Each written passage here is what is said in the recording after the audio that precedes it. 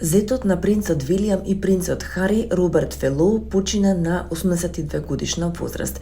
Според Таймс, тој починал на 29 јули. Покрај тоа што беше посветен сопруг на сестрата на принцесата Дијана, леди Џејн Фелоу, Роберт беше главен советник на покојната кралица Елизабета 9 години. Тој ја водеше низ некои од нејзините најбурни години, вклучувајќи го и злогласниот Анус Хорибилис во 1992 година. Лорд Фелоу исто така беше дел од мала група високи дворјани кои помогна да се убеди кралицата да се врати во Лондон од Балморал по смртта на Дијана. За тоа време Роберт го напише првиот нацрт на историскиот говор на кралицата, кога таа и се обрати на публиката како ваша кралица или како баба пред британската јавност пред погребот на Дијана.